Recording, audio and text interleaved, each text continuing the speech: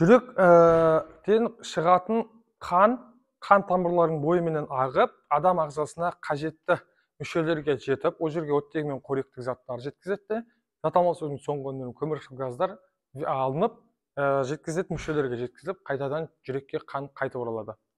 Бұл қан тамырларының бойымен аққан қанды біз жүректің үлкен және кіші қан айналым шеңберлері деп ажыратамыз. Енді жүректің үлкен қан айналым шеңберін бастайтын болсақ, жүректің үлкен қан айналым шеңбері сол қарыншадан шығатын ең ірі артериялық тамыр қолқадан басталады. Қолқа латынша аорта деп атаймыз.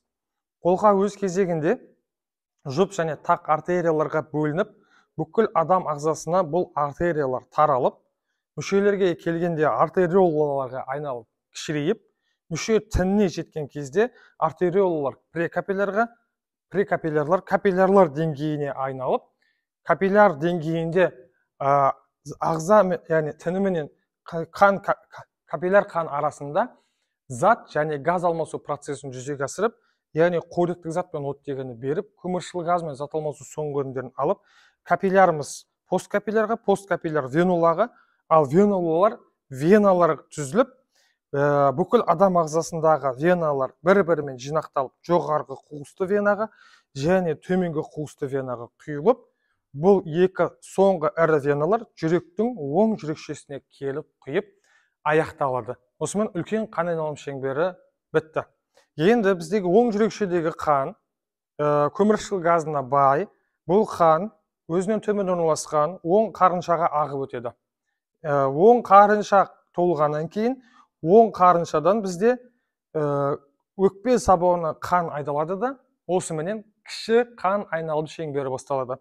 Өкпе сабауы вертикальды жоғары бағытталып, өкпе қақпасына келген кезде өкпе артерияларына бөлініп, өкпе тінінің ішіне еніп, өкпенің ең кіші құрылымдық бірліктеріне жеткен кезде біздің өкпе артерияларымыз артериолаларға қайтадан, артериолалар прекапиллярларға, капиллярларға айналып, альвеолалық қапшық пенен капилляр қан арасында газ алмасу процесін жүзеге асырады.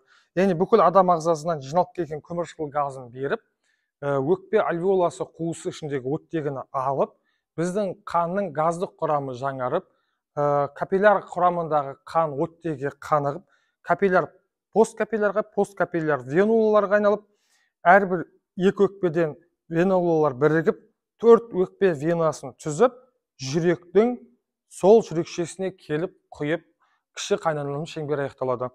Сол жүрекшедегі оттегі қаныққан қан сол қарыншаға өтеді, сол қарыншадан қайтадан қолқаға өтіп, үлкен қан айналым шеңбері басталады. Яғни бұдан көріп тұрғанымыз үлкен және кіші қан айналым шеңбері бірінің артынан бірі жалғасып тұрған циклды түзетін қанның тасымалдауын қамтамасыз ететін жүйе болып келеді екен.